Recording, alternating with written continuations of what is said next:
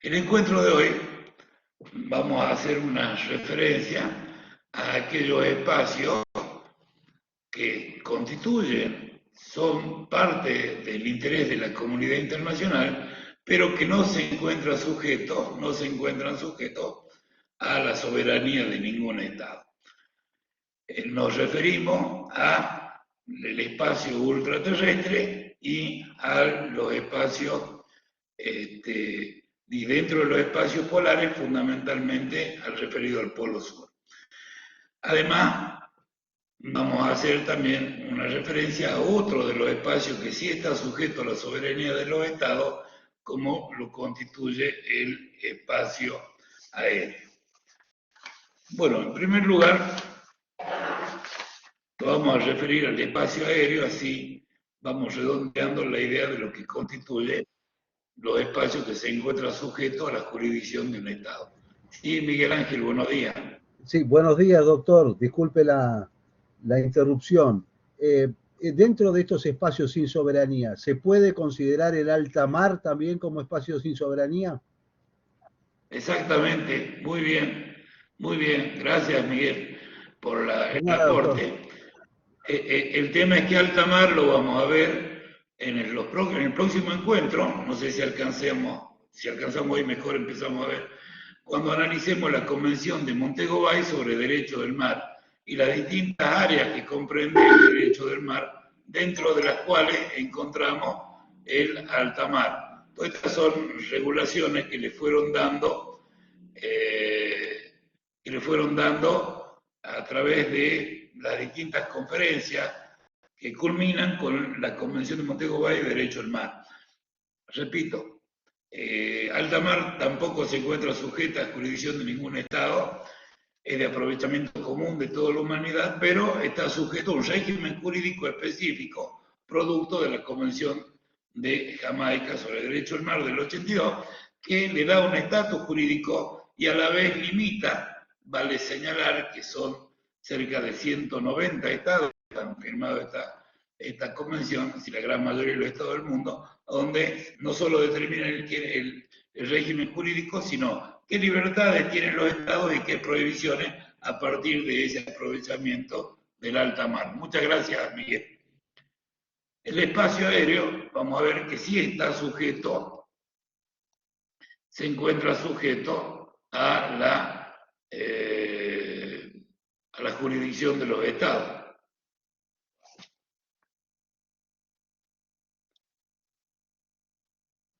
En principio, el espacio aéreo no tenía el interés que pudo haber tenido a lo largo del tiempo el aprovechamiento del mar. Vamos a ver, cuando veamos el derecho del mar, la puja que se genera fundamentalmente con la idea de proteger a aquellos estados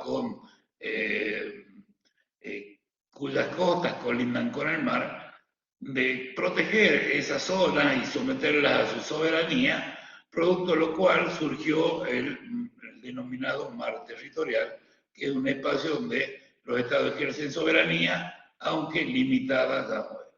Dos grandes corrientes de pensamiento, aquella que esgrimían los estados con potencia marítima, es decir, que podían aprovechar, y nos ubicamos en el siglo XVI, en el que se proclamaba la idea de un mar libre.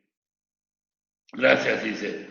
Un mar libre, que no exista restricción respecto al mar territorial. Y obviamente el interés de los estados costeros es, como aporta Giselle, proteger sus recursos, pero fundamentalmente en el contexto de los siglos que estamos hablando, de resguardar su soberanía.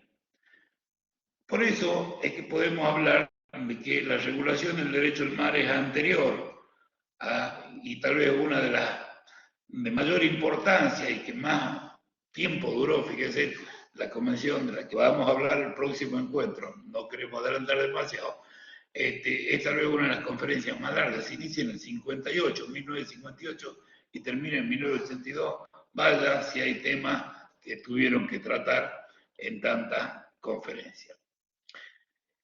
Con la idea del espacio aéreo, en principio, no tuvo interés incluso hasta finalizado el siglo XIX, entrando el siglo XX. El espacio aéreo era confundido con el aire, es decir, no estaba sujeto a apropiación y en consecuencia no tenía demasiado conflicto respecto al ejercicio de la soberanía de los diversos estados. El inicio del desarrollo aeronáutico, el inicio de las primeras artefactos que tenían posibilidad de volar, empieza en principio a tomar algún grado de atención. Lamentablemente para la humanidad, el mayor desarrollo de la aeronavegación encuentra su punto de partida desde la guerra. Gracias, Glenda. Son las guerras las que han lamentablemente agudizado el ingenio humano para ver de qué manera podemos lograr desarrollo y como dice Glenda, coincido con ella, que en su gran mayoría estos desarrollo tecnológico está orientado a ver de qué manera podríamos, la humanidad podría autoinfligirse y ganar guerras. El espacio aéreo empieza en consecuencia a tomar dimensiones a medida que va creciendo la utilización de la aeronavegación a través de este desarrollo. En principio, para los distintos estados, mientras que no traspase su frontera y otras aeronaves incursionen en la suya, no tenían demasiado interés. Pero de a poco, ampliándose en cantidad y en calidad la aeronavegación, empieza a tener cuidado porque se empieza a imponer la idea de seguridad nacional y también empiezan las pujas respecto de los intereses económicos que van a entrar a jugar a partir del transporte de personas, de cosas, es decir, a partir del desarrollo de la aeronavegación civil. Dos corrientes, como les anunciaba, de que también vamos a ver qué ocurrió en la regulación del derecho al mar. Una, la de la libertad de aire, de cielos abiertos, la de aquellos estados con un importante desarrollo en la aeronavegación civil, en la cual sostenían que no podía existir restricción alguna respecto de la aeronavegación cuando aeronaves de un estado sobrevuelen el territorio de otro estado. Es decir, la libertad aérea total y absoluta, lo que implica de alguna manera un mayor desarrollo económico y para los estados subyacentes a ese espacio aéreo, de alguna manera una pérdida de seguridad nacional y obviamente ver afectado sus sistemas económicos. Esto llama la atención y en primer lugar, Miguel Ángel, vamos a encontrar la Convención de París de 1999, que es a donde estos dos planteos se ponen en discusión. En primer lugar, determinar qué es lo que constituye el espacio aéreo, esto es encontrar una delimitación. Así que se define al espacio aéreo de la siguiente manera. Se consideran como territorio de un Estado las áreas terrestres y las aguas territoriales adyacentes a ellas que se encuentran bajo la soberanía, dominio o protección de dicho Estado. El espacio aéreo va a tener un límite a partir de esta definición que acabamos de hablar del espacio terrestre, va a tener un límite horizontal equivalente a la superficie terrestre más el mar territorial en aquellos estados que tengan litoral marítimo. Ya anunciamos que el mar territorial, que se encuentra sujeto a la soberanía de los estados con litoral marítimo, tiene una dimensión de 12 millas marinas, contada desde la línea de más baja marea y en línea paralela a ella en este tendido. Mar territorial forma parte del ejercicio de la soberanía de un Estado. Por lo tanto, el límite horizontal para determinar cuál es el espacio aéreo va a ser el correspondiente al territorio más el mar territorial para aquellos estados, vuelvo a repetir, que tienen litoral marítimo. En esto no hay problema, no hay demasiado inconveniente, y si juntamos la Convención sobre el Derecho del Mar con lo que va perfilándose en la Convención de París, 1919, va a ser la antesala a la de Chicago, que muy bien nos aportaba Miguel Ángel Másculo. Empezamos a tomar una delimitación que está fija, establecida. Nadie puede ejercer soberanía más allá del espacio territorial desde el punto de vista. En lo que no existe acuerdo hasta la fecha es cuál es el límite vertical del espacio aéreo.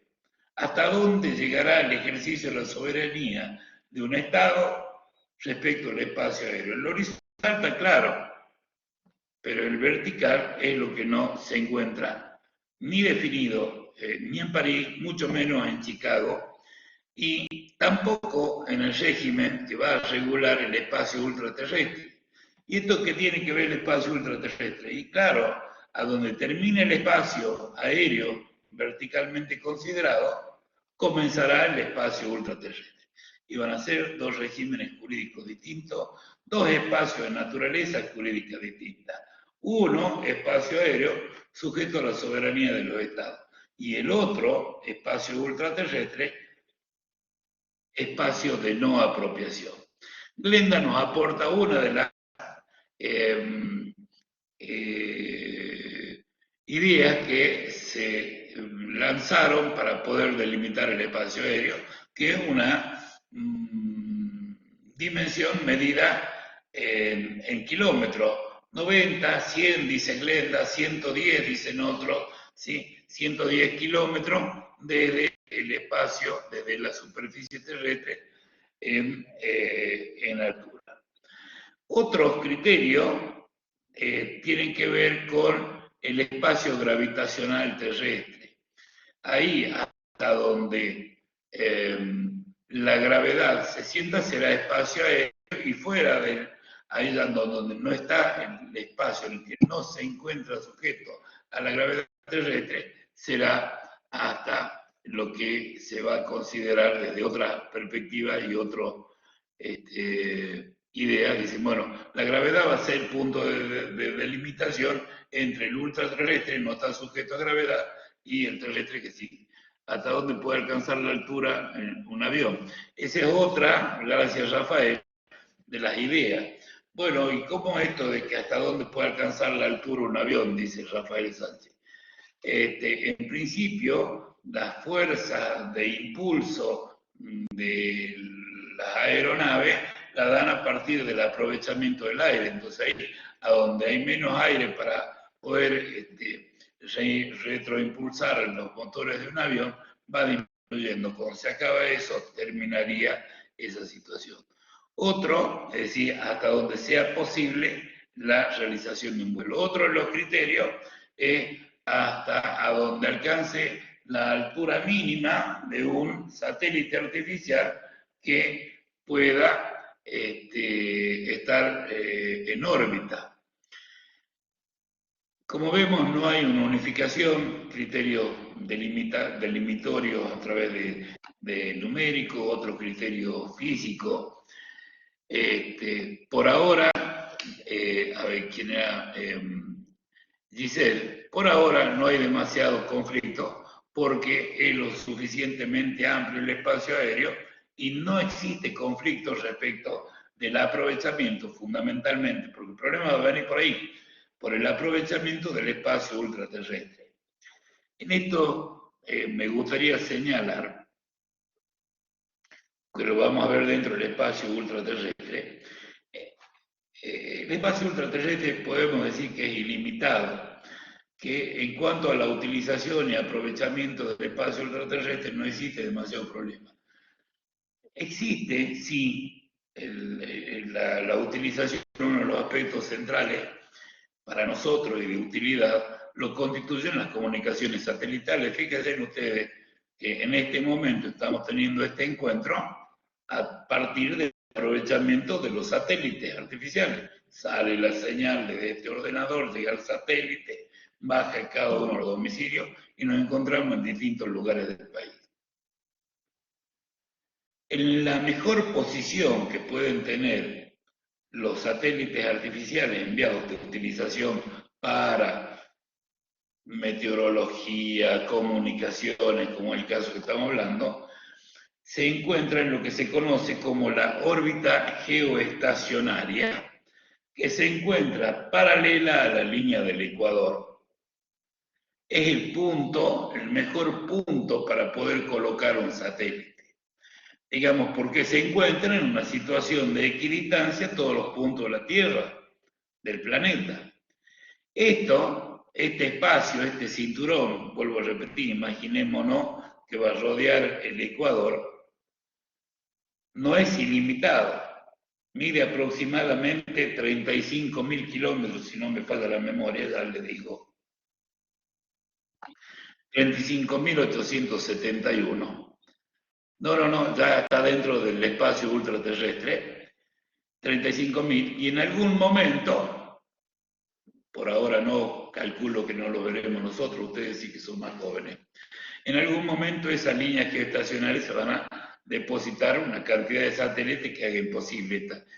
Por ahora, con 35.000 kilómetros de circunferencia y ese espacio, no hay problema respecto de la utilización del espacio ultraterrestre. Lo que tampoco trae aparejado problemas en la navegación aérea. Si hoy está determinado surge algún conflicto, qué criterio se dirime y cómo se determina, hasta ahora no existen conflictos respecto del límite vertical del espacio aéreo.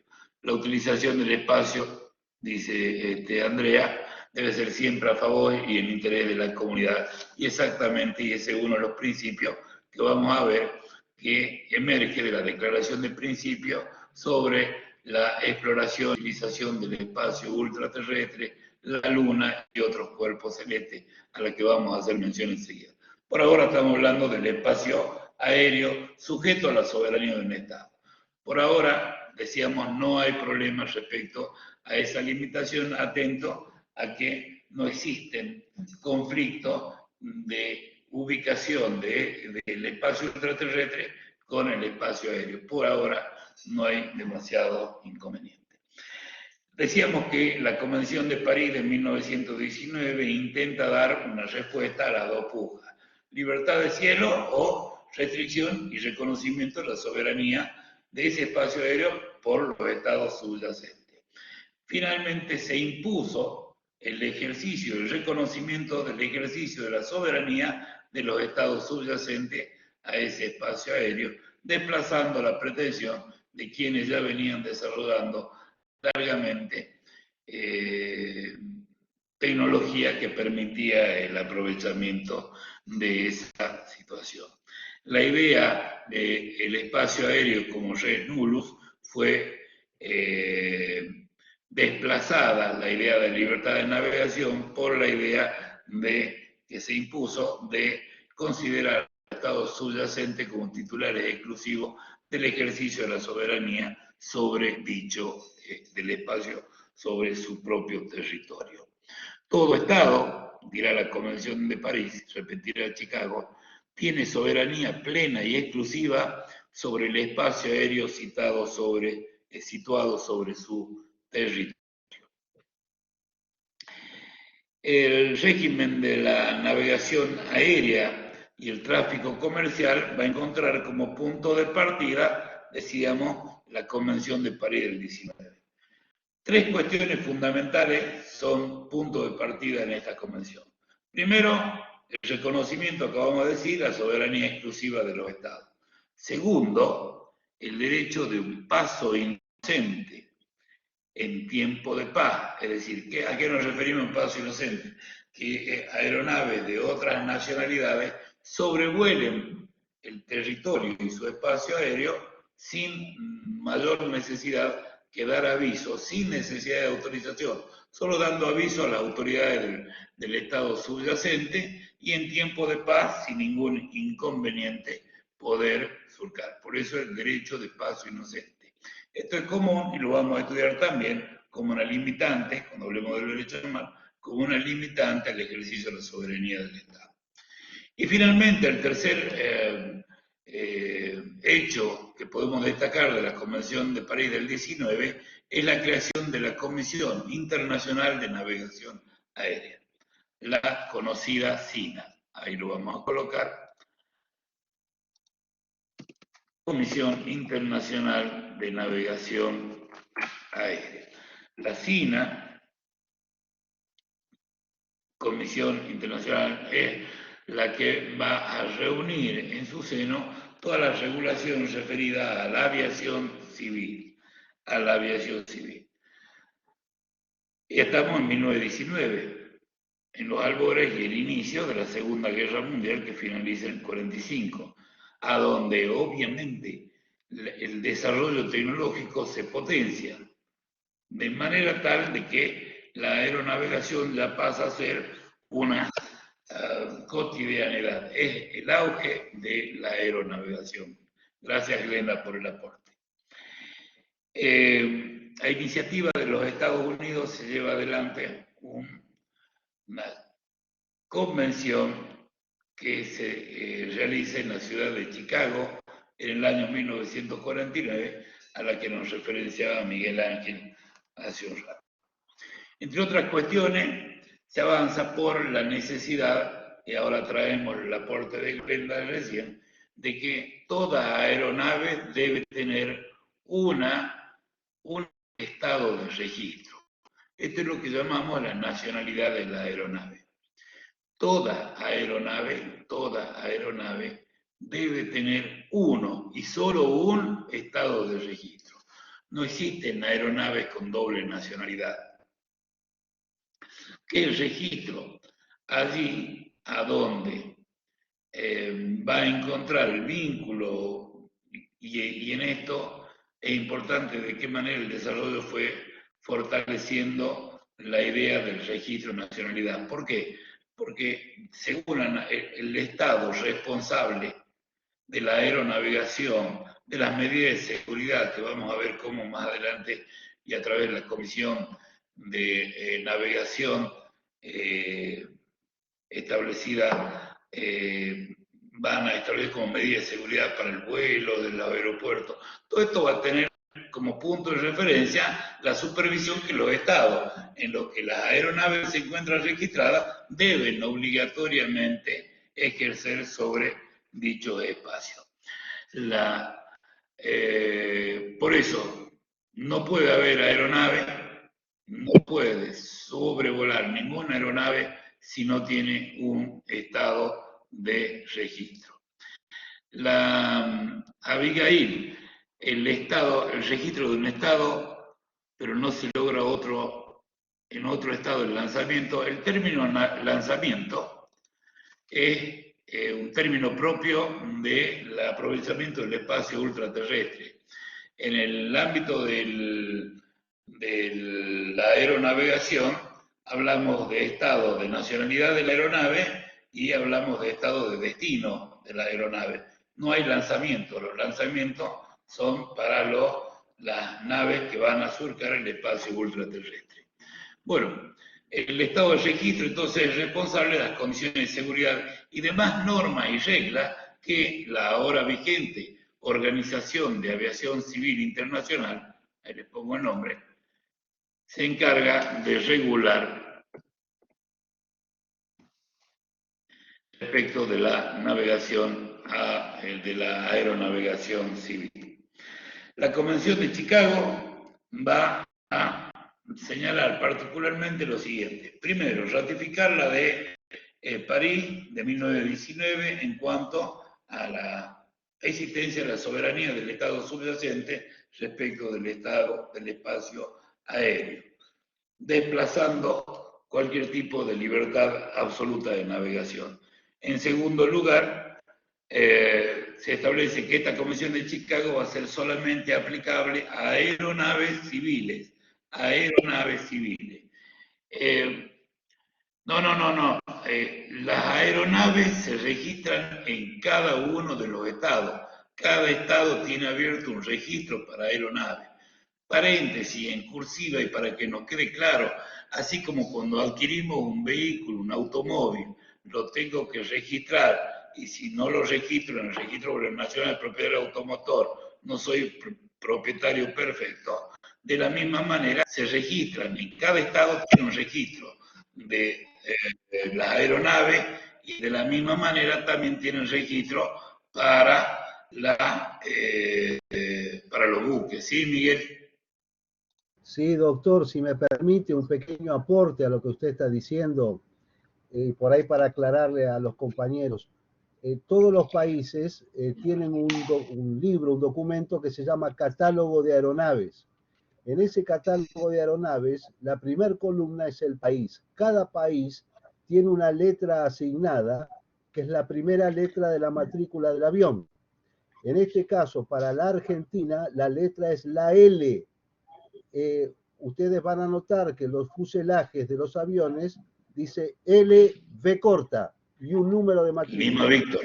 Lima Víctor. Asimismo, en la misma categoría, y por ahí como para aclarar, los buques también tienen la letra L como identificador, porque también existe un catálogo de buques, de todos los buques que circulan en el mundo. Es decir, que todos los países tienen la posibilidad de determinar de quién es el avión, de dónde viene, de dónde proviene y dónde está registrado. Eso es todo, doctor. Muchas gracias. Muchísimas gracias, Miguel Ángel, por el aporte. Y esto es importante tener claro, porque a partir de esto, depende del estado en el que se encuentra registrado, va a empezar a caber la responsabilidad internacional, y en este caso, del estado en el que se encuentra registrado. Una aeronave, muy bien nos ayuda Miguel Ángel, tiene que reunir condiciones de seguridad para que pueda volar. Las normas de seguridad las va a dictar la Organización de Aviación Civil Internacional a través del Consejo y de la Comisión de Aeronavegación. Los responsables de cumplir con esas normas son los estados a donde se encuentra matriculado el avión. Obviamente no podrá despegar a otra comparación local, así como para que un vehículo tenga que circular, puede circular con la revisión técnica oficial, la RTO, ¿sí? Sabemos.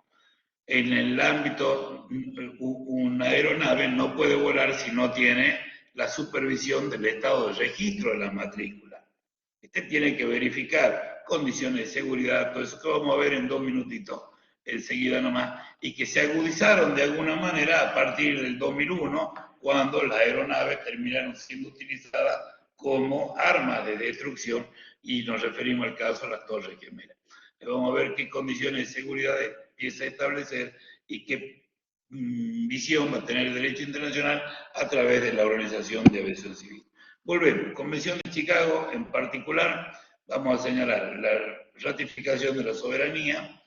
La convención se aplica a aeronaves civiles y existe y se reconoce la libertad de vuelo, pero limitada a lo que se conocen como las libertades del aire, que ya las mencionamos. Y otra cuestión que realiza la Convención de Chicago es reemplazar la CINA, la Comisión Internacional de Navegación Aeronáutica, por la OACI, Organización de Aviación Civil Internacional. La Organización de Aviación Civil Internacional es la que está congregando a la mayor cantidad de los estados del mundo para poder regular aquellas cuestiones vinculadas con la aviación civil.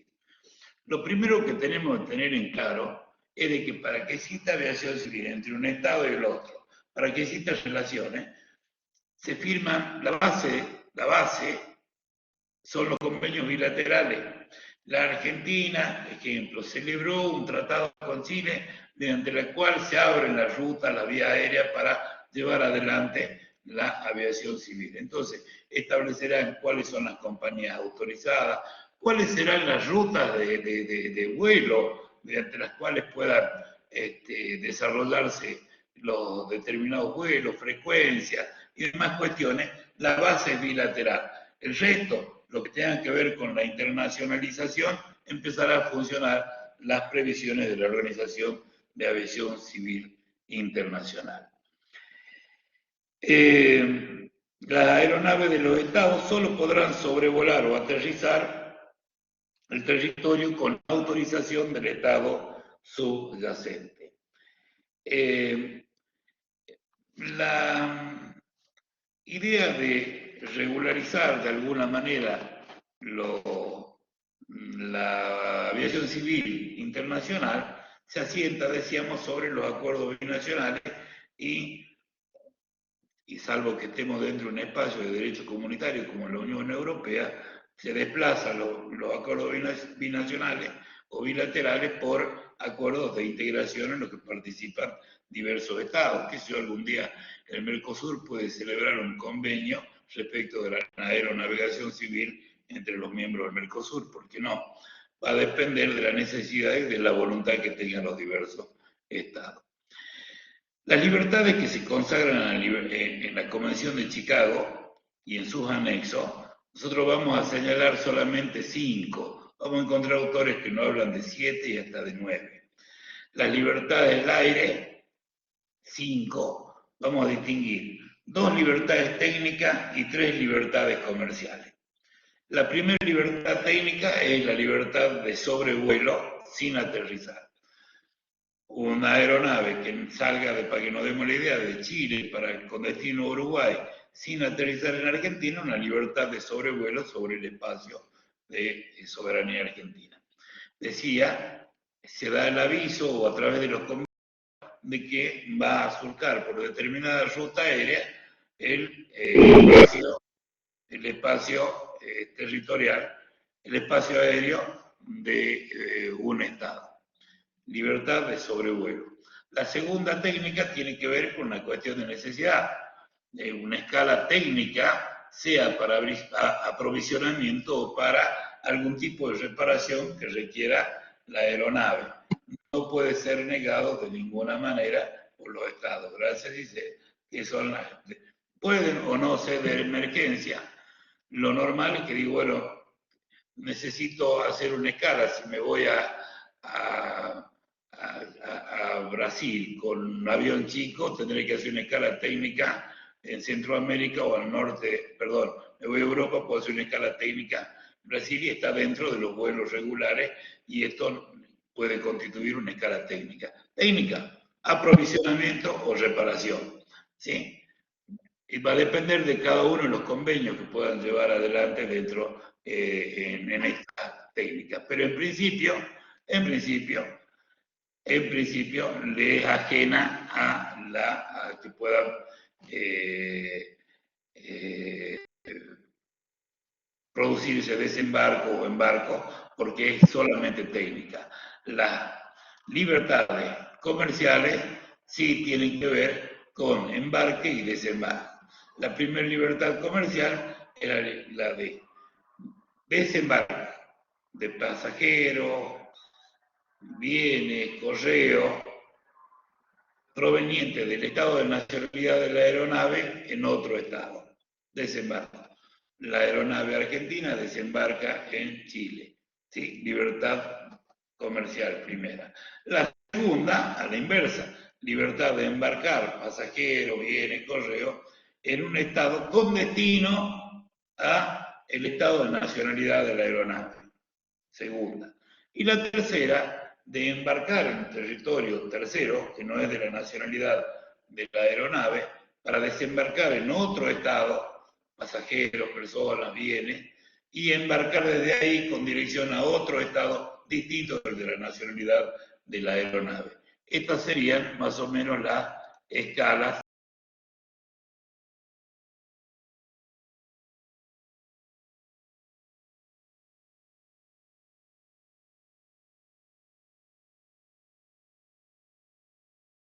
decíamos, lo que conocemos como escala, pero acá no es una escala técnica, sino comercial. Desembarco pasajero y embarco pasajero. Ya no con destino al estado de la nacionalidad de la aeronave, sino a un tercer estado. De esta manera se llevan adelante este ejercicio de las libertades comerciales consagradas en la Convención de Chicago. Decíamos que la base son los acuerdos bilaterales o también regionales. La Convención de Chicago también prevé la posibilidad de que un Estado subyacente prohíba, y ahí limita de alguna manera la libertad de sobrevuelo y las otras libertades, prohíba que se realicen sobrevuelos sobre determinadas regiones o zonas de su territorio. La fundamentación tiene que ser necesariamente sobre la base de la seguridad nacional. La condición que pone la Convención de Chicago es que sea para todos, es decir, que no se discrimine respecto de la posibilidad de sobrevuelo sobre ese determinado espacio. En épocas, obviamente, bélicas, cuando el Estado se encuentra en guerra, puede prohibir el sobrevuelo por cualquier lugar de su territorio, obviamente también sentada en cuestiones vinculadas con la seguridad internacional. Estas zonas prohibidas, entonces, deben tener una extensión razonable, ¿sí? Deben estar fundadas en seguridad nacional, no debe obstruir la libertad de circulación aérea en función de los acuerdos o multilaterales que se hubieran celebrado para el aprovechamiento de la aviación civil y deben responder a circunstancias excepcionales. De ahí en lo demás, existen estas libertades que acabamos de señalar. La preocupación que abarcó las últimas décadas en materia de aeronavegación se asentaron en problemas de la seguridad vinculadas con la aviación civil. Los primeros hechos de inseguridad fueron el terrorismo internacional, a partir de los cuales en ocasiones se secuestraron aviones con fines políticos para llevarlos al territorio de otro lado, y ahí también aparece la necesidad de regular de alguna manera o de sancionar, establecer un régimen que se sancione este tipo de desviación o de delito internacional que constituye el secuestro extorsivo que se pueda llevar adelante. Por otro lado, aparece y a la luz de dos hechos que habían ocurrido, uno es la desviación de una línea, ahora sí me acuerdo, de un Boeing que correspondía a Corea del Sur, el Estado de Nacionalidad, se desvía de su ruta de vuelo, sobrevuela el espacio territorial de Rusia y es derribado con produciendo más de 70 muertes. Otro tanto ocurre con un avión iraní que es derribado cerca del área del Golfo, también un avión comercial iraní, también es derribado por los Estados Unidos, atento que estaba sobrevolando una zona excluida o privada o prohibida porque estaba dentro del teatro de operaciones en la guerra del Golfo. Estas dos situaciones, particularmente estas dos últimas, dieron lugar a la realización en Canadá de una convención en la que se celebró el acuerdo. La prohibición, acá creo que recién alguien hablaba de derribo, ley de derribo, la prohibición absoluta de acudir a la fuerza para someter, entre comillas, a alguna aeronave civil cuando sobrevuele o cuando exceda o esté fuera de las rutas normales y ordinarias establecidas para los sobrevuelos. No la obligación de los estados de o conducir a través de aeronaves militares a la aeronave civil fuera del territorio del Estado o indicarle a que se posicione o aterrice dentro del aeropuerto más cercano según sea lo más prudente. Pero eso de la ley de derribo no existe en materia civil. En materia de aeronavegación civil, los estados que formamos parte de la OASI nos hemos comprometido a no solucionar este tipo de problemas a partir del derribo. Son cientos de muertas de personas civiles muertas y que no tienen nada que ver con esta situación. De la misma manera, se concede jurisdicción, no sé, tendría que ver cuál es el caso particular para que exista una ley de derribo. No existe la posibilidad de que se derribe una aeronave civil.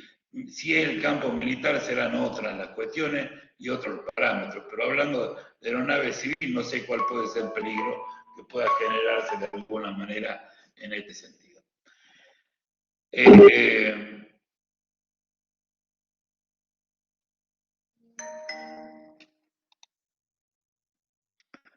Glenda dice, ¿pudo esta circunstancia promover la ley de derribo si ya está en peligro generar un daño mayor? No, no, en principio no, te lo dejemos para la película. Una aeronave civil en principio no puede constituir un peligro para ser, salvo que sea utilizado como arma. Y entonces, bueno, veremos qué es lo que hacen los chicos de Hollywood para resolver.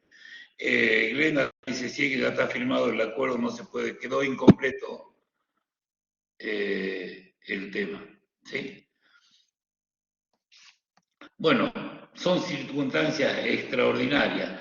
Para evitar esta cuestión de que los aviones sean utilizados como armas, como muy bien señala Glenda, respecto de las torres, es que la Organización de Aviación Civil reforzó las disposiciones referidas a seguridad aeroportuaria, seguridad de embarque y seguridad de las aeronaves, ¿sí? La cuestión del derribo es algo que está fuera de las previsiones. No se puede admitir el derribo de una aeronave civil. Si una cuestión de emergencia será una situación de emergencia distinta, pero de ninguna manera podríamos regular, normativizar la posibilidad de un derribo de ese tipo. No sé si queda claro, Glenda, cómo te va. Dice el ahí.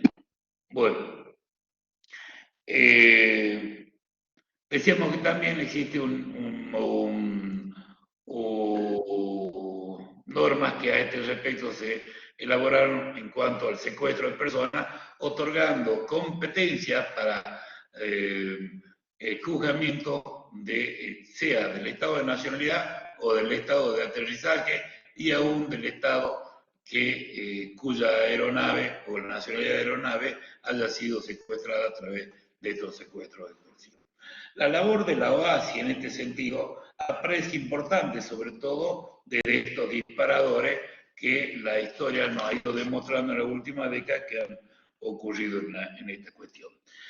Los principios o funciones de la organización civil es, en principio, la OASI, la del desarrollo integral de los espacios de aeronavegación, recomendar cuestiones técnicas respecto del vuelo, de la construcción y perfeccionamiento de la aeronave, asegurar el respeto de los derechos de los miembros que forman parte de esta organización internacional, etc.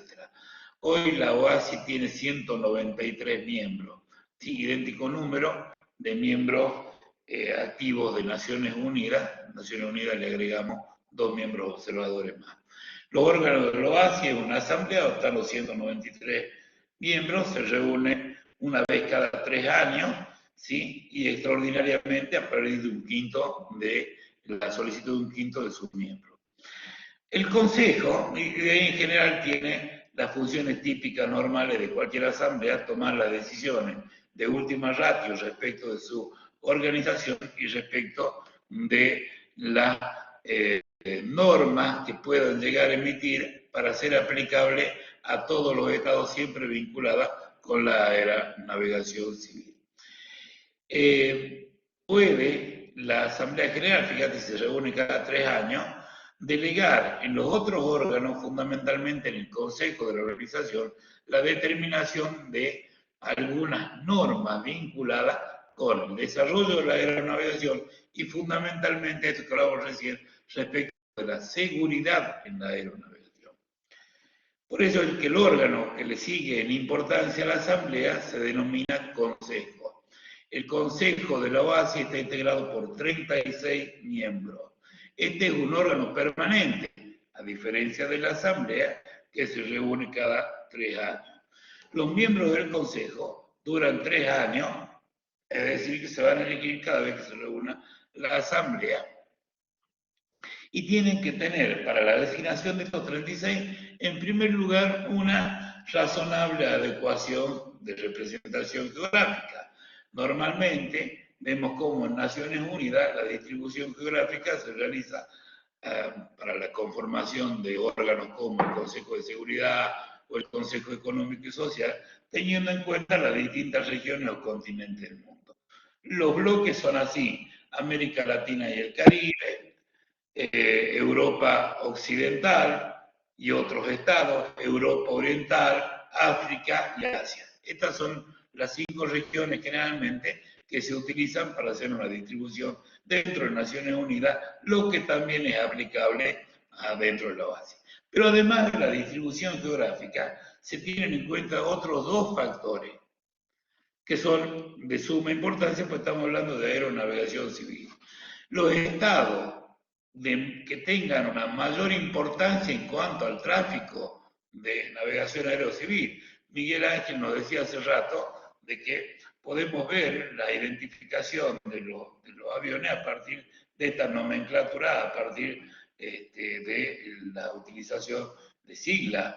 Argentina, no sé cuántas compañías aéreas tiene bajo su órbita y cuántos aviones tiene, pero no tengo la menor duda de que otros estados, Brasil, tienen mucha mayor cantidad de compañías y mucha mayor cantidad de aeronaves civiles. Por lo tanto, también se tiene esto en cuenta al momento de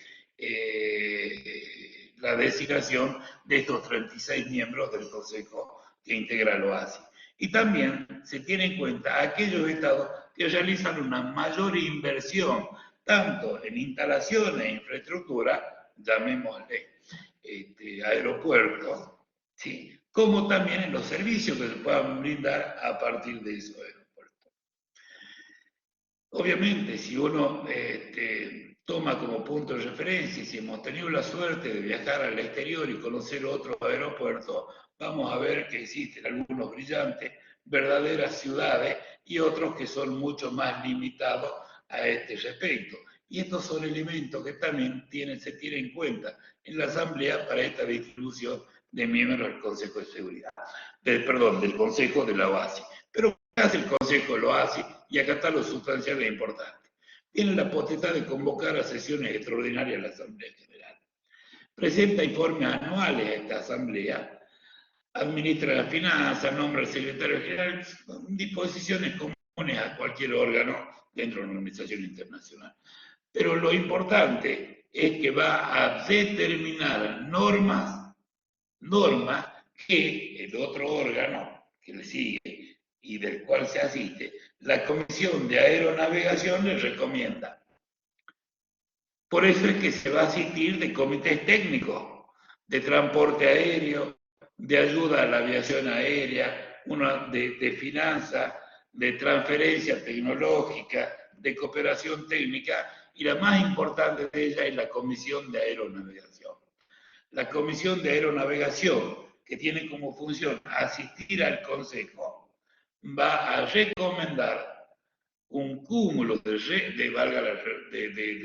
soluciones técnicas, comerciales, pero fundamentalmente técnicas, respecto de la construcción, habilitación, no solo de la aeronave, sino también de la infraestructura, que sea aeropuerto, para esa situación.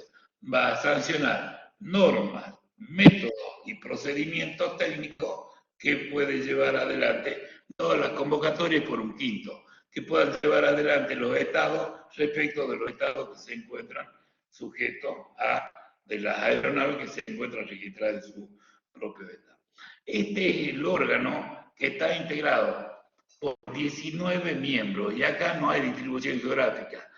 La Comisión de Aeronavegación está integrada por especialistas, por gente que conoce de aeronavegación, de construcción de aviones, de seguridad de aviones, de construcción de infraestructura, de seguridad de infraestructura, y acá van surgiendo las recomendaciones técnicas que obviamente tienden a un mejor desarrollo no solo comercial, sino también fundamentalmente en cuanto a la seguridad de la aeronavegación. Este es a grandes rasgos el esquema de organización que tiene la Organización de Aviación Civil como ente rector que va a regular estos espacios sujetos a la soberanía del Estado. Volviendo y haciendo un muy breve resumen, el espacio aéreo forma parte de la soberanía del Estado, se encuentra limitado por las libertades aéreas, las técnicas y las comerciales, y la regulación respecto de las aeronaves sujetas a su nacionalización, como tanto en recomendaciones técnicas como de seguridad, están a cargo de la Organización de Aviación Civil, que es la que va a ir determinando todas aquellas normas que sean necesarias para el cometido de estos dos objetivos. En ello es importante la conformación del Consejo como órgano que asiste a la Asamblea General, pero fundamentalmente el Consejo se asienta en la Comisión de Aeronavegación como un organismo técnico que va a recomendar y el Consejo aprobar, y en ocasiones la propia Asamblea, estas especificaciones técnicas que tienen que ver con la seguridad y la lucha contra el terrorismo utilizado en este sentido, que son problemas en el ámbito nacional. Fuera del espacio aéreo, nos vamos a quedar unos minutitos más, encontramos el espacio ultraterrestre, que tampoco tenía interés para la comunidad internacional, sino a partir de la utilización. 1957, el lanzamiento de la Sputnik a manos de la entonces Unión de Repúblicas Socialistas Soviéticas, dentro de ese esquema en el que nos encontramos en la Guerra Fría, la lucha por la conquista del espacio, ha llevado a que Naciones Unidas preste atención y de qué manera se podía ir regulando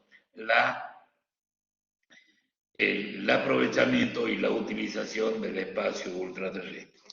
En ese sentido, Naciones Unidas aprueba la creación de una comisión para la utilización del espacio ultraterrestre en el año 1959.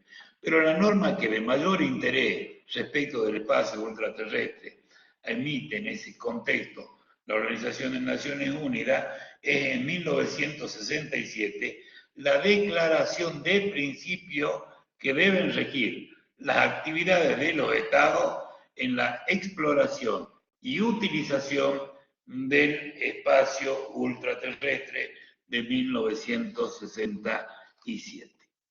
Esa declaración va a soslayar los principios fundamentales que van a regir el espacio ultraterrestre. Ellos son principio de libertad de exploración y de explotación del espacio ultraterrestre.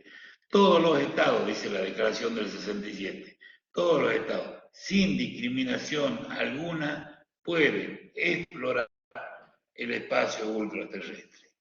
Por lo tanto, de ahí se desprende el segundo principio, el principio de igualdad para la exploración y explotación de este espacio. Obviamente que este es un principio más teórico que práctico. No todos los estados tienen las condiciones económicas y tecnológicas para poder explorar y utilizar el espacio ultraterrestre. Pero de todas maneras, la medida sería, ya vamos a hablar de la resolución 2625, fíjense, que la que va a señalar de la Asamblea General, señala los principios del derecho internacional, que no son los mismos que los principios de derecho interno de los Estados, son propios de este particular derecho. Y uno de ellos, el principio de igualdad soberana de los Estados. Y la verdad, vamos a coincidir con Remiro Broughton, gran autor del derecho internacional, que es una proclamación más teórica que práctica, porque ni en la propia Naciones Unidas, salvo en la Asamblea General, observamos la existencia de una igualdad. Hay desigualdades notorias, como por ejemplo la conformación del Consejo de Seguridad con 5 permanentes que son los ganadores de la Segunda Guerra Mundial, que también se repite en la integración de la Corte Internacional de Justicia, aunque no exista norma alguna que lo autorice. Sin embargo, dentro de los 15 jueces de la Corte Internacional de Justicia están estos 5 estados que fueron a la vez, conforman los permanentes. Para reformar la Carta de Naciones Unidas o enmendarla, necesita, aparte de que apruebe la Asamblea General, el visto bueno de estos 5 miembros, a saber, Estados Unidos, el Reino Unido, Francia, China y Rusia. Es decir, que este principio de igualdad, de aprovechamiento del espacio ultraterrestre, también se encuentra vinculado a necesidades o a posibilidades reales que puedan tener los estados.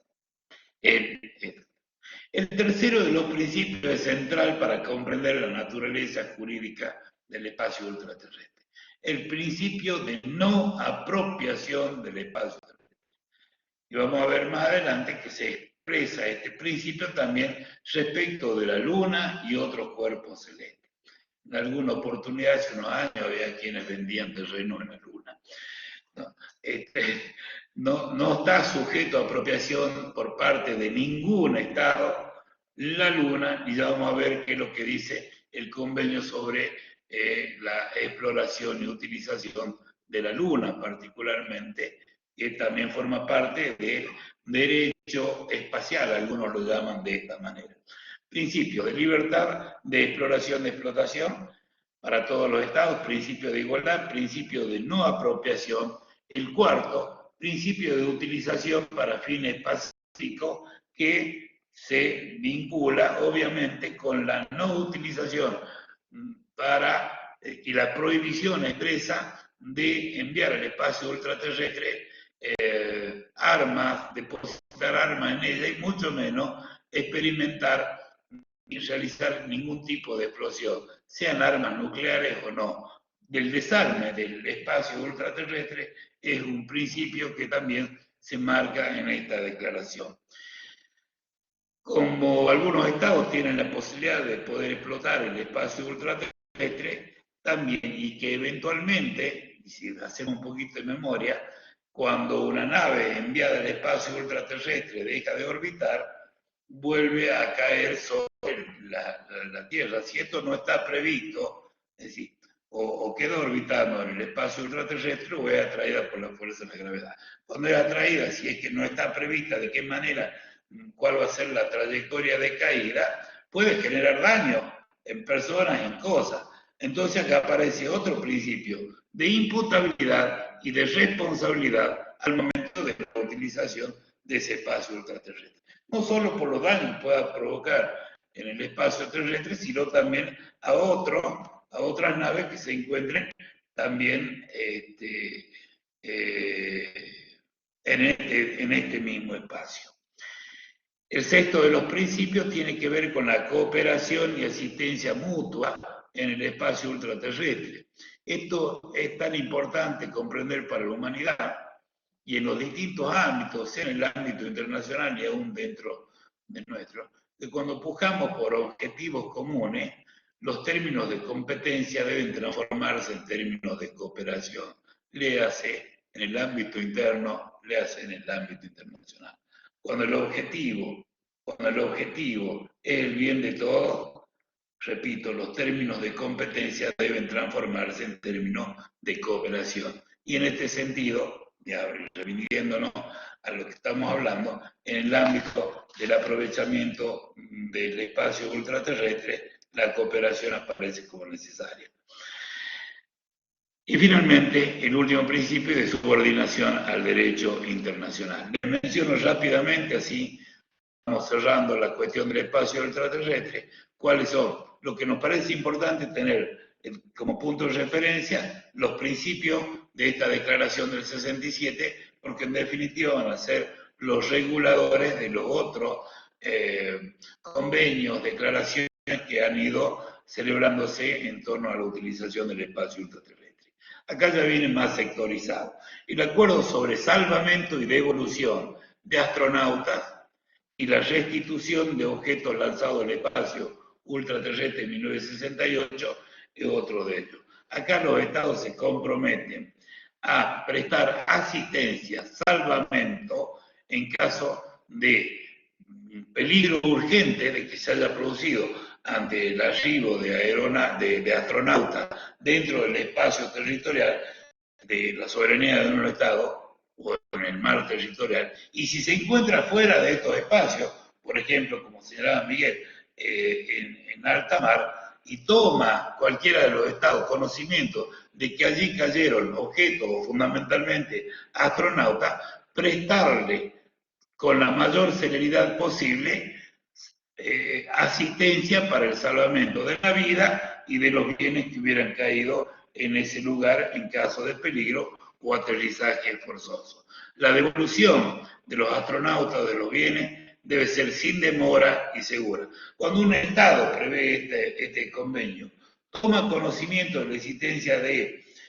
astronautas o de bienes, tiene por un lado la obligación, sin que ponga en riesgo su propia seguridad, la obligación de prestar asistencia para el salvamento y la obligación de poner en conocimiento, en la medida que sea identificable, al estado ahora sí del lanzamiento. Al estado del lanzamiento. ¿Por qué? Porque vamos a ver que existe otro convenio que obligan a que todos los estados que van a realizar un lanzamiento al espacio ultraterrestre notifiquen y se crea un registro. Cada estado tiene un registro de objetos lanzados al espacio ultraterrestre. De ese registro debe dar cuenta también a la Secretaría General de Naciones Unidas, quien va a concentrar todos los registros, la información de los registros de los objetos enviados al espacio ultraterrestre. Entonces, cuando alguien encuentra un astronauta, una persona, y puede identificar cuál es el estado de lanzamiento, debe comunicarle inmediatamente que se encuentra, si es que lo salvó mejor, y si no, estas condiciones. Y también debe avisar inmediatamente a la Secretaría General de Naciones Unidas para que, en el caso de que no pueda ser posible la identificación del estado de lanzamiento, tratar de realizar las gestiones necesarias para identificarlo o movilizar a quienes puedan prestar asistencia a los astronautas o personas que deban, o objetos que hubieran caído dentro de esos espacios. Los estados de aterrizaje, en el caso que se trate de aterrizaje forzoso, tienen la obligación de prestar ayuda a la tripulación y también a la propia nave cooperando con las tareas. Bueno, esto es así a grandes rasgos lo que es ese acuerdo sobre salvamento y devolución. Obligación de salvar en la medida posible astronautas o el objeto, de dar conocimiento al estado de lanzamiento y a la Secretaría General de Naciones Unidas. Existe un convenio sobre responsabilidad internacional por daños causados por objetos espaciales con vigencia del año 1973. Como decíamos, estos objetos, si no quedan orbitando en el espacio exterior, pueden, de hecho, provocar daño a algunos otros objetos lanzados de otros estados o pueden provocar daño dentro de la superficie terrestre. Acá va a requerir el principio de responsabilidad absoluta. ¿A quién? Al estado de lanzamiento. Y ahora nos vamos a referir brevemente a quién es el estado de lanzamiento. El estado de lanzamiento puede ser uno o más de uno. Puede ser uno, el responsable del objeto que se va a enviar al espacio aéreo. Puedo lanzarlo desde mi propio territorio, puedo enviarlo desde otro estado. Supongamos, Argentina quiere enviar un objeto al espacio ultraterrestre, pero cree que es condiciones óptimas para ese lanzamiento hacerlo desde Bolivia.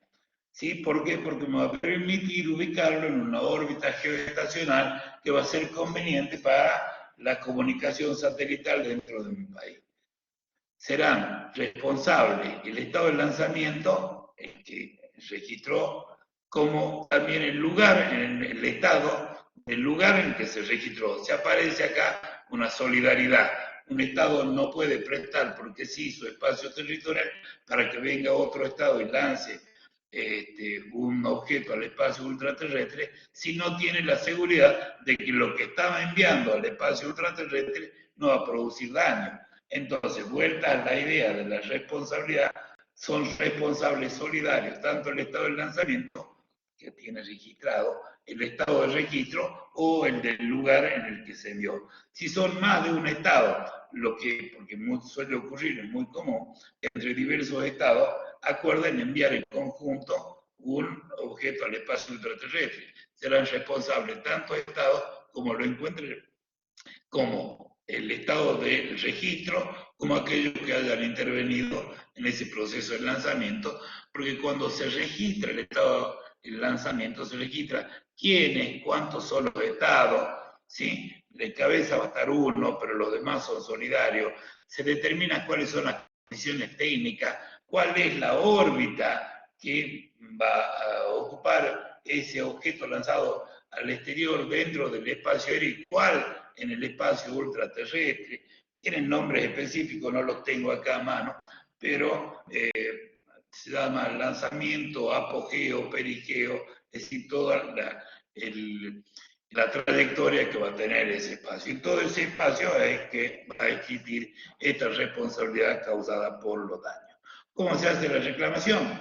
Nosotros también vamos a estudiar cuáles son, el programa prevé los medios de solución pacífica y controversia. Es decir, uno de ellos es la vía diplomática, un Estado, el que sufrió el daño, reclamará al Estado del lanzamiento o a los Estados responsables de ese objeto lanzado por el daño causado. Si no existe acuerdo, nos debemos remitir a la Secretaría General de las Naciones Unidas y en este caso vamos a ver que no es necesario el agotamiento de los recursos internos, judiciales internos, para poder demandar al otro Estado. Lo que sí pone este convenio del 73 es de que un periodo para poder realizar la reclamación y es dentro del año que el Estado víctima hubiera tomado conocimiento del daño producido por la caída de aquel objeto. Hemos hecho más de una vez referencia al convenio sobre el registro de objetos lanzados al espacio ultraterrestre. Este es el convenio de 1975, ¿sí? Es obligatorio el registro de los objetos lanzados, ¿sí? Tanto el que lo promueve como aquel sobre cuyo territorio se efectuó dicho lanzamiento. Debe declarar cuál es el objeto, decíamos las condiciones químicas, y notificar de ello al secretario general de Naciones Unidas del objeto lanzado y cuál va a ser su órbita. ¿Cuáles son los parámetros orbitales? Este es nodal, inclinación, apogeo y perigeo. Es decir, cuál es toda la trayectoria que va a tener finalmente, el acuerdo que debe regir las actividades de los estados en la Luna y otros cuerpos celestes, decíamos, señalábamos hace rato, adelantamos, de que la Luna, este convenio, ratifica el principio de no apropiación del espacio ultraterrestre y particularmente de la Luna, que no está sujeto a la apropiación de ningún estado. Que la utilización que se haga sobre las expediciones que se envían a la Luna deben ser en provecho de la humanidad y en consecuencia ser comunicadas, notificadas estas situaciones, lo que hubieran podido aprovechar desde el punto de vista de la investigación científica. No se pueden colocar sobre la Luna bases militares y mucho menos aquellas que contengan armas nucleares, es decir, la desmilitarización del espacio ultraterrestre en este convenio lo realiza de manera específica sobre la Luna. Para el caso debe también notificarse y dejar establecido en el registro la órbita o la circunferencia orbital que sobre la Luna llevará a cabo aquellos estados que lleven, que envíen objetos a la Luna. Principio de complementación y de asistencia mutua, obviamente que aparece. Una vez que se realizó este viaje a la Luna, los estados de lanzamiento y de registro tienen la obligación de comunicar a la Secretaría General de las Naciones Unidas cuáles fueron los objetivos, la duración de la expedición, cuáles fueron sus descubrimientos y cuáles fueron los resultados de dicha acción. En definitiva, es a grandes rasgos cuáles son los acuerdos internacionales que se han celebrado en torno al espacio ultraterrestre. Y finalmente voy a tomar solo 5 minutitos para completar estos espacios que están fuera de la jurisdicción del encuentro ultraterrestre. Y nos referimos a los espacios que están dentro de la Tierra. Uno es el Polo Norte y otro el Polo Sur.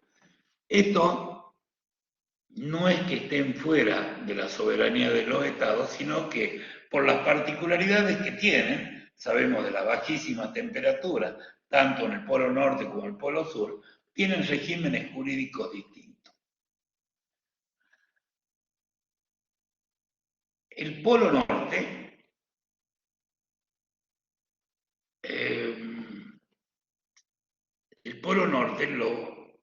son mares congelados. No existe superficie terrestre, son mares congelados. Mientras que el Polo Sur tenemos una superficie terrestre cubierta por altísimas capas de hielo. No sé si son cerca de 10 kilómetros. Si alguien conoce el tema, por favor, nos acompañe y nos ilustre. Por lo tanto, los regímenes jurídicos son distintos. ¿Cuál es el régimen jurídico del Polo Norte? Poirier, senador canadiense, si mal no recuerdo, es el que realiza la formulación de cuál podría ser el régimen jurídico que es adoptado por todas las naciones que forman parte del Estado del Acuerdo del Mar Ártico. ¿Qué es la teoría de los sectores? Se traza una línea sobre el territorio de los estados que dan al Polo Norte. La base será el territorio de esos estados para armar un triángulo, por eso los sectores son triángulos. Y el vértice de ese triángulo va a ser el Polo Norte.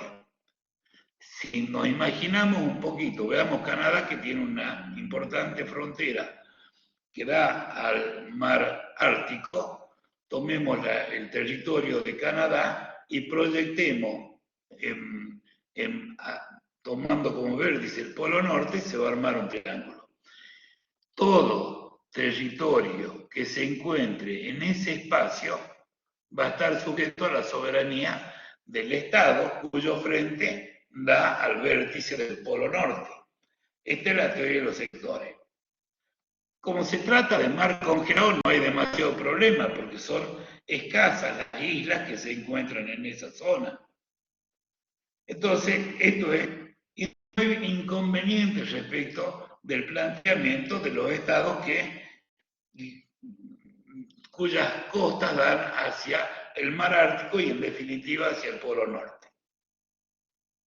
El resto, tratándose de mar, va a ser regulado por la Convención de Derecho del Mar, respecto del mar territorial, zona contigua, zona económica exclusiva y aún de la plataforma continental, porque está sujeto a ese régimen. O sea, el régimen del Ártico, al tratarse de un mar helado, ¿sí?, va a establecer esta cuestión, esta determinación jurídica. Teoría de los sectores a la que adhirieron todos los estados que forman parte del Tratado del Ártico, que son, que son los que forman parte del Consejo del Ártico: Canadá, Dinamarca, Estados Unidos, Rusia, Finlandia, Islandia, Noruega y Suecia. Son 8 los estados que forman parte del Consejo del Ártico, porque sus costas, todos han seguido la teoría de los sectores y no se han peleado entre ellos.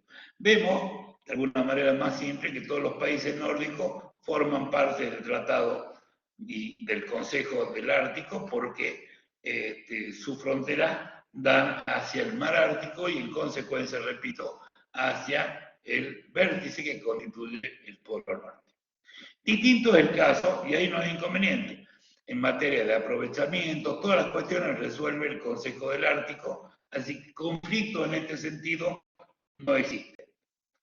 ni de soberanía sobre los escasos territorios o espacios terrestres que vamos a encontrar en el Polo Norte, ni tampoco de aprovechamiento del mar. Obviamente, si hay uno que otra escaramuza respecto de esta decisión, porque vamos a ver al momento de tratar la Convención sobre el Derecho al Mar, cómo hacemos para medir en esta zona la zona económica exclusiva, por ejemplo. En el caso del Polo Sur, la situación es distinta, porque, como decíamos, nos encontramos frente a un espacio de tierra cubierto por gruesísimas capas de hielo. Acá la situación es distinta, porque existe el reclamo de soberanía sustentado, como vimos, muchas gracias Miguel Ángel, como vimos existe reclamo de soberanía de diversos estados fundados en distintos títulos. Descubrimiento, yo pasé primero por ahí, el de la contigüidad, el territorio de mi estado queda cerca de la Antártida, ¿sí? De continuidad geológica, si hacemos este estudio, Argentina, Chile plantean el principio de la contigüidad, de los cuadrantes, similar a la de los sectores que acabamos de los vectores que acabamos de mencionar del espacio ártico. Brasil, por ejemplo, reclama soberanía fundado en la teoría de los cuadrantes. Si marcamos una línea de esta manera, hasta Bélgica reclama soberanía sobre el espacio ártico. Si nosotros miramos un mapa del espacio territorial de nuestra de la Argentina, de lo que reclamamos sobre la Antártida, vamos a ver que coincide en un 80% con lo que tienen los mapas chilenos respecto a la Antártida. De la Antártida chilena. Nosotros decimos la Argentina y vamos a ver que salvo un 10% de todo el espacio, hay interferencia. Y si tomamos un mapa del Reino Unido sobre lo que ellos consideran que es propio de la Antártida Argentina, también coinciden sobre el mismo espacio. Tenemos reclamos territoriales Argentina, Chile y el Reino Unido. Para que tengamos una idea, y toman como base las Islas Malvinas, nuestra isla Malvinas, para esgrimir la contigüidad. Todo este problema respecto de los reclamos de soberanía sobre la Antártida van a converger, nos aporta Miguel Ángel, en el Tratado Antártico de 1961. Conclusiones. Principales líneas del Tratado Antártico. En primer lugar, se congelan las reclamaciones de soberanía sobre ese territorio. Quedan suspendidas. Por lo tanto, si bien todos los estados que reclaman soberanía quedan de alguna manera suspendidos cualquier tipo de reconocimiento, y esto no significa de ninguna manera, y lo prevé el tratado, de que esto implique una renuncia a los reclamos de soberanía sobre ese territorio, pero que tampoco genera nuevos derechos para tener nuevos títulos para reclamar soberanía. ¿Tá? Lo que se estableció en el Tratado Antártico, que arranca con 12 estados que reclaman soberanía. Te los nombro, que son los miembros que en un primer momento el Tratado Antártico, vamos a ver que tiene dos tipos de partes. Partes consultivas y los estados observadores. Las consultivas son los que van a tomar decisiones de alguna manera respecto del aprovechamiento del espacio antártico. Y los observadores, como su nombre lo indica, están a la expectativa y sirven como garantes, sobre todo respecto de la importancia que tiene para las generaciones futuras la preservación de estos espacios. Los primeros partícipes del Tratado Antártico son los primeros consultivos. Australia, Argentina, Australia. Acá viene con alguna coherencia. Bélgica, Chile, Francia, Japón, Nueva Zelanda, Sudáfrica, Rusia, el Reino Unido y Estados Unidos. Luego se incorporará Brasil, Austria y otros 30 más. En la actualidad, de aquellos 12 originarios, estamos hablando, si no lo tengo acá, pero creo que son cerca de hoy 45 estados consultivos que forman parte del Tratado Antártico. El Tratado Antártico tenía una duración de 30 años. Es decir, si se entró en vigor en 1961, vencía en 1991. No obstante ello, sigue teniendo vigencia por voluntad de todos los estados que forman parte de aquello. Bien, ¿cuáles son las funciones específicas que tiene o los principios que se van a sentar respecto del espacio antártico? Utilización exclusiva con fines pacíficos.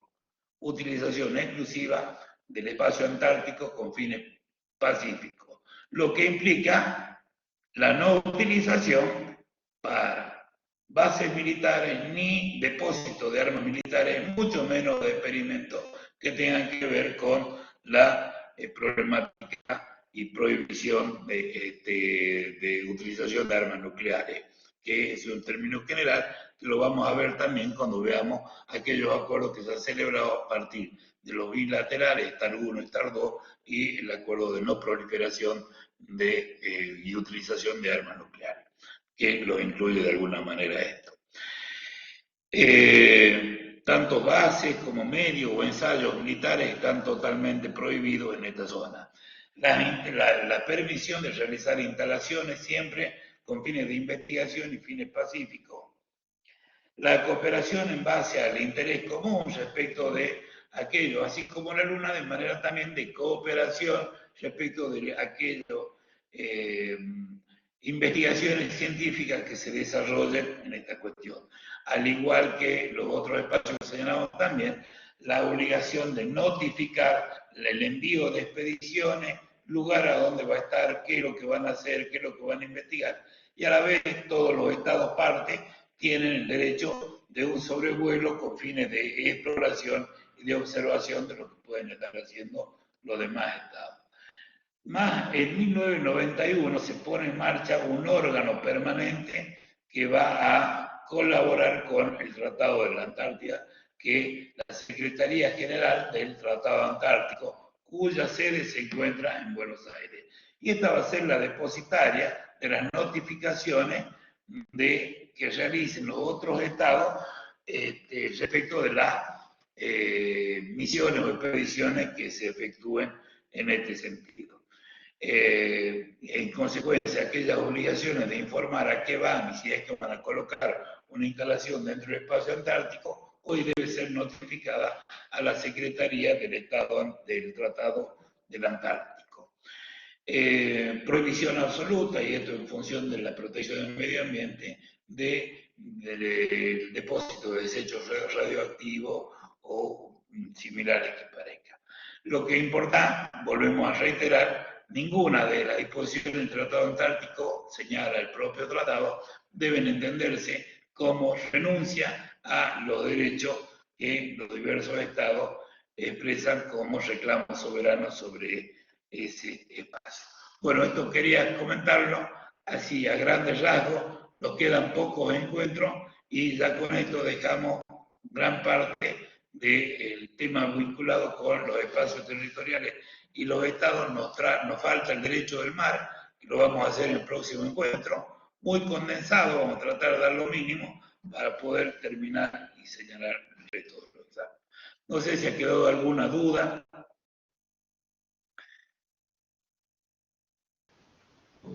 Profesor, a mí me quedó una duda con respecto al trabajo práctico, pero hice la consulta en el foro y bueno, sugirieron que esperara a ver a la corrección después al final, que es con respecto a la responsabilidad del estado de registro.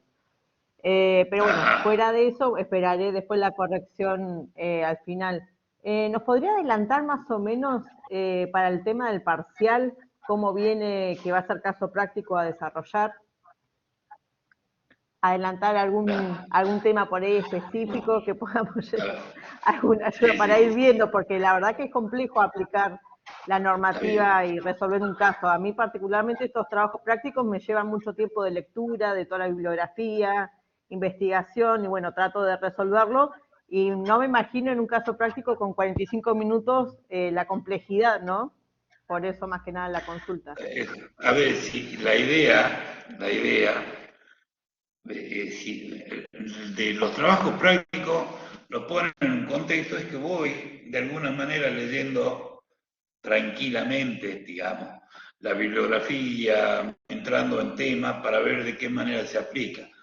Partimos de la consigna, el derecho en todos sus niveles, no sé si alguien cursa con nosotros filosofía del derecho, planteamos que un espacio del